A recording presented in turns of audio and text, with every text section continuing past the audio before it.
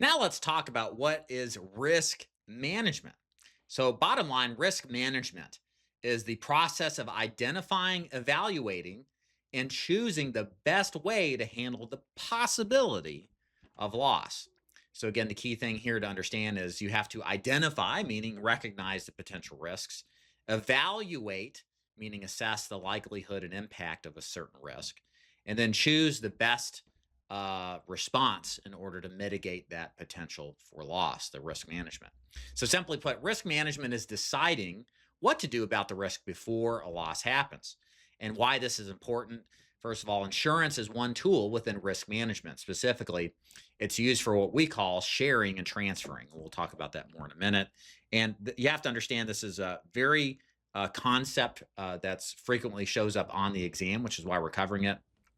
Make sure you know the definition of risk management. Very cold and very straightforward. So let's get into the 5 methodologies of managing risk. So first is avoiding risk. Second is reducing it. Third is retaining risk. 4 is sharing it. And 5 is transferring it. So let's talk about definitions. So avoidance is pretty straightforward. You just eliminate the risk entirely. Okay, you just walk around the problem instead of deal with it head on. Reduction is exactly what it implies. You reduce the potential or the chance of severity. Retention means you accept the risk and budget for any loss. Sharing means you spread the risk among many. And transferring means you shift the risk to another party entirely. And what we see on the exam testing is that what is most tested is sharing and transferring. So make sure if you've out of these 5, understand both sharing and testing and transferring the most. And understand too, in the actual exam for life and health insurance, the exam gives you a scenario and your job is to identify which method is being used. So in other words, it's not just knowing the definition cold, it's knowing how to apply what you know about the definition. So it's like a second or third layer type of question. And we'll go over this as we go. So knowing this and understanding how to apply is really important. Just a quick reminder, if you're enjoying today's lesson, then join the completely free Life Health Exam Coach training website. There, you're able to download these slides for free, get flashcards specifically designed and oriented around this lesson, take practice tests, and more. It's all designed to help you pass the life and health insurance exam. If you want to join this completely free training program, then look in the description below and click to join. Okay. So, avoidance. Let's go into a deep dive on avoidance. So, avoidance means avoid, like we said, or eliminating the risk completely by choosing not to engage in the activity. So a couple of examples of avoiding risk is choosing not to smoke. Okay. So all the problems that come with smoking, if you just don't smoke, you avoid the vast majority of them. Let's say you're afraid of dying because you jumped out of a plane. Well, if you just don't skydive, then you eliminate the risk of dying from, the parachute not going out, right? And then same thing with motorcycle riding. If you're worried about dying or perceived there's a higher risk of death because of riding a motorcycle, then just don't drive a motorcycle. These are all examples of avoiding things, okay? So on the exam, what you're going to see are a lot of these trigger words: eliminate, never, choose not to engage. That all means avoidance when it comes to risk management. If you avoid the risk entirely, then guess what? You don't need insurance. If I don't smoke, then I don't necessarily need to buy a smoker rated life insurance policy, right? If I'm not riding a motorcycle, then I don't need to get motorcycle insurance. Makes sense, right? And again, this is occasionally tested and it's usually used as a distractor answer to try to get you away from one of the other answers. And we'll go into describing that in a moment. Again, exam scenario: a person decides never to own a motorcycle because they fear accidents. What risk management is this? This is avoidance. Next on the list here is reduction. So now we're going to talk about reducing risk. And that just means lowering the chance a loss actually occurs or reducing its severity. Okay, the key word there is reduce. Okay, lower the impact and lower the chance if a loss happens. So a couple of examples here, very simple. We get into a car, we run the risk of dying and crashing, right? One way to reduce the potential for dying is to strap on a seatbelt, right? So while you still run the risk of crashing, it reduces the severity of injury and the chances of death. A smoke detector is another one, right? Houses catch on fire to some extent. all certain percentages of houses will catch on fire, but a smoke detector could reduce the overall damage or loss that could occur from a fire. Same idea with exercise. If you want better, longer lasting health, exercise has a direct connection to longevity. Do exercise to reduce health risk. And then locking doors is another example. If you don't want people walking your home, robbing you, lock the doors, and that reduces the chances that somebody will actually thieve you. Okay. So this is a most tested exam topic. Reduction is commonly tested, especially the distinction between reducing frequency versus severity. Okay. And reduction makes losses less likely or less severe. Insurance often reward this with lower premiums. So the perfect example is the smoking. If you're taking out a life insurance plan and you don't smoke, guess what? You don't pay as high of a premium if everything else is equal, but you smoked. Okay. And then this is common, especially paired with avoidance as a distractor. Okay. So an exam scenario, a homeowner installs a sprinkler system to limit fire damage. What risk management method is this? Reduction. A sprinkler system reduces potentially the strength of a fire so that loss is mitigated or reduced. Next on the list here is retention of risk. And retention means accepting some or all of the financial risk yourself and paying for the losses out of pocket rather than transferring that risk to an insurer. So, for example, let's say you crack your phone screen. We've all done it, right? If you could have purchased insurance, but maybe you're like, I don't want to pay for phone insurance. I'll just pay for it myself. Well, that repair out of pocket is you retaining the risk for loss. Okay. A high deductible. Okay. So let's say you have a high deductible on your health insurance or your home insurance. You're self-funding a larger portion of that and therefore retaining a larger portion of the responsibility of the loss. Self-insurance. Forget having any kind of insurance. Just pay for it out of your own pocket. People who do that are retaining the risk. So when does retention of risk make sense? Well, it makes sense if the loss is small and predictable. So, for example, car insurance doesn't cover things like, gas or oil changes, right? Because those are small expenses, and insurance isn't really designed for predictable and small losses. Okay. And also, retention makes sense where the insurance premium is greater than the expected loss. So, for example, if you're insuring something, but the premium's so high that you're like, well, the likelihood of anything happening, I'd probably be better off just cutting a check, then maybe it's better to retain the risk. And the risk is manageable. Maybe you're just a wealthy bajillionaire and having all this insurance doesn't make sense because you can just cut checks. So you prefer not to pay a premium. Well, in that case, you don't need insurance. When retention is risky, includes when loss could be catastrophic. So if you're walking around, you don't have any health insurance, you get hit by a bus, you suffer an incredible disease or sickness, you're in bad shape. And the losses that come from claims and hospital visits, doctors, et cetera, can be so expensive that self-funding or retaining those risks that makes no sense. No emergency fund available. Again, if you're in a potential situation where you have no savings, it may not be a smart idea to retain the risk, but instead deploy your money towards insurance premiums so that you can cover that risk. And risk is unpredictable. So if there's a risk that's out there that's very unpredictable, very catastrophically expensive, et cetera, these are reasons to not retain. So think like the test writer. If someone is paying out of pocket or choosing a high deductible, that's essentially the definition of retention if you see that on the exam questions. If you see insurance policies often include retention, for example, deductibles require you to retain a portion of the loss the insurance pays. So again, deductibles, co-pays, that's a version of retention of the potential for loss. So this is very common. High deductible scenarios, we hear that a lot on the exam.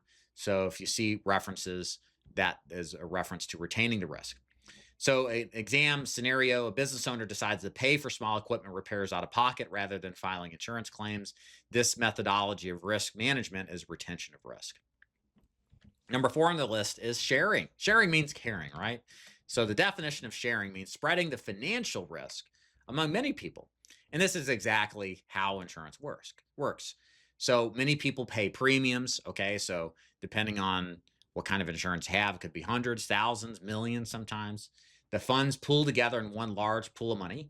the what we call actuaries. These are mathematical people that put together statistical probabilities of loss occurring. Um, they structure what the premiums are and how the policies work based off of their calculations. And they figure out that only a few will suffer losses, and then that pool of money pays the claims. So the key insight here is that everyone shares the risk together, but that no single person bears the full burden. Okay, very important to understand. This sharing is the mechanism that makes insurance possible, not the act of buying it. So sharing means caring. It makes insurance possible. Okay, insurance is sharing.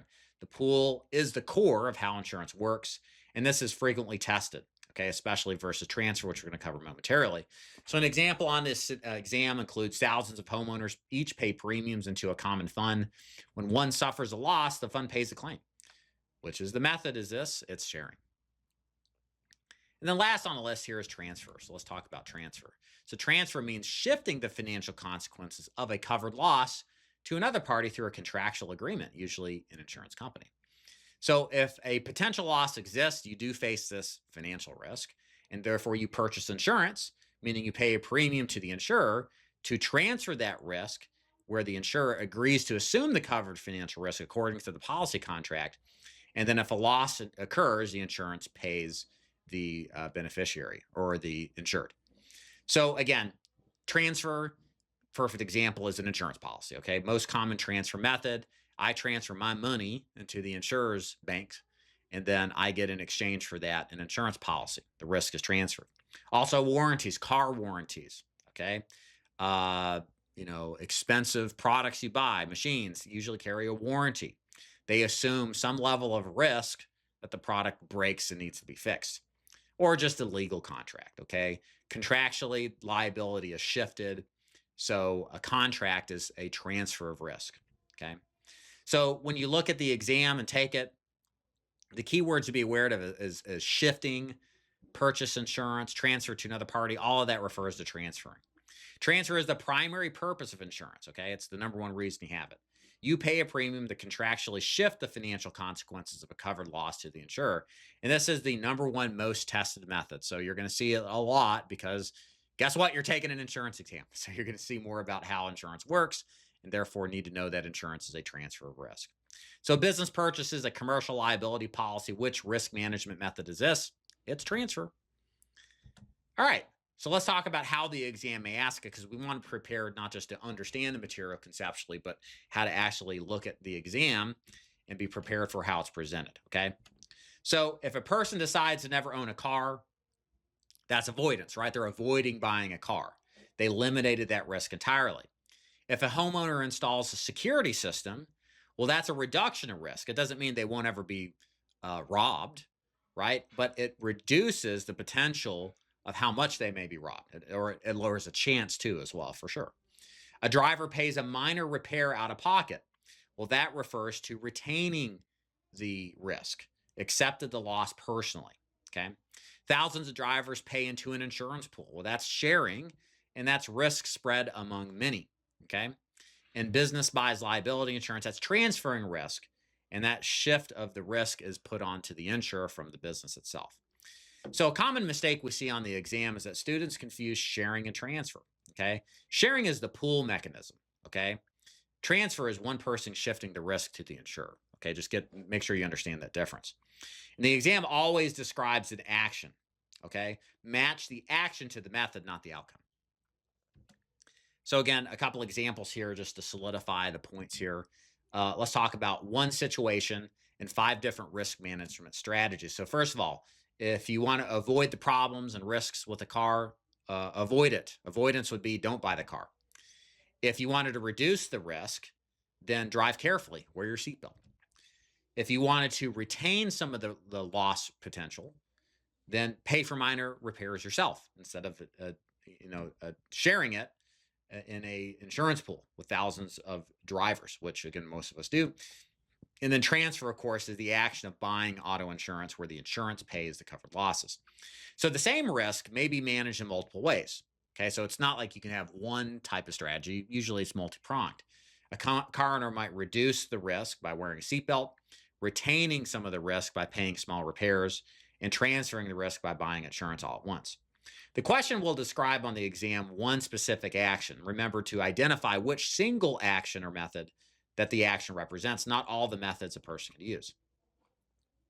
So this scenario type, which method is illustrated, is the most common format you're going to see on the licensing exam. So a couple of memory aids here is ARST, always reduce risk, share together. Again, A is avoid, R is reduce, R is also retain, S is share, and T is transfer. You don't need to memorize the phrase perfectly, but just remember the 5 actions and their keywords, okay? Just, again, you can get these slides on our Life Health Exam Coach school site. The description is below, probably mentioned it already, but you can get this and then practice that along with free flashcards as well. And try to self-quiz yourself on these. Cover the page up, pause the video, cover it up with one eye. If you're on your phone, look at these each, try to answer it out loud, go through the process of reiterating to begin to memorize this, okay? And understand, last point here, of the 5 methods, insurance primarily serves as a sharing mechanism and a transfer mechanism. These are the 2 most tested, so understand those both more than anything else. So again, sharing versus transfer. Let's talk about this so you can understand the distinction just a little bit further. Sharing means risk spread among many people. Transfer means risk shifted to one party, okay? Sharing means thousands of policy holders contribute. Transfer means one insured transfers to another, one insurer. Sharing means the pool absorbs the loss, whereas transfer means the insurer absorbs the loss. Sharing means an example of an insurance pool mechanism, whereas transfer is buying an insurance policy. Again, remember these because this is how it shows up on the exam. And the exam keyword for sharing, you're going to hear pool, shared, group.